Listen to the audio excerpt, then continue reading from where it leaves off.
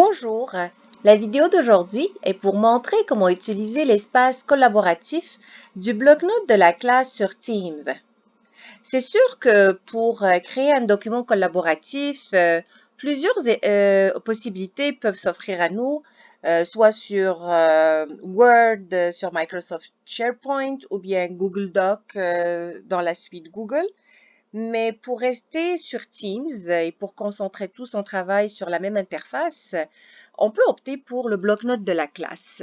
Donc, je rappelle que le bloc-notes de la classe de Teams est sensiblement différent que de celui qu'on trouve sur OneNote.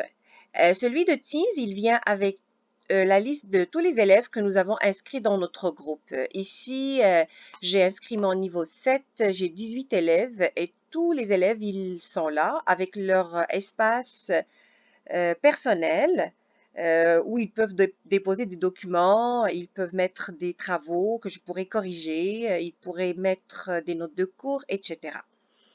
Le bloc-notes de la classe, il vient avec des sections un peu comme sur OneNote. Il y a une section ressources, bibliothèque. Ce sont des sections qui sont seulement en lecture que le professeur peut utiliser pour déposer des savoirs, des liens.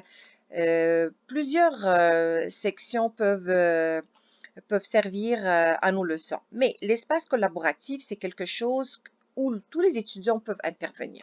Donc, ici, j'ai créé une section que j'ai appelée piste de réflexion, où il fallait faire intervenir tous les élèves, mes 18 élèves du niveau 7, pour qu'ils donnent des réponses à des questions ouvertes. Donc, il fallait écouter une vidéo qu'on a déjà travaillé sur Edpuzzle, mais il fallait des questions ouvertes.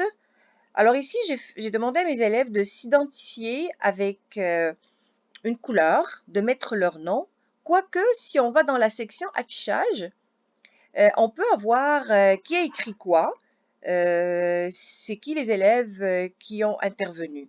Mais je préférais quand même ce mode de fonctionnement, que ce soit beaucoup plus clair, au lieu d'aller chercher dans les marges.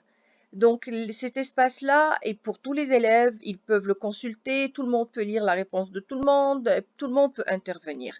Mais il y a une autre possibilité dans l'espace collaboratif, c'est de créer des sections privées pour un certain nombre limité.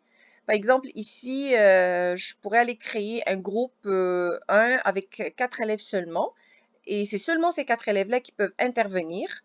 Et les autres élèves de la classe vont voir ce que les élèves du groupe 1 ont écrit, mais ça sera seulement en lecture pour le reste de la classe. Donc, dans une autre vidéo, je pourrais montrer comment créer des groupes restreints. Voilà pour la participation de tout le monde dans le bloc-notes de la classe sur Teams.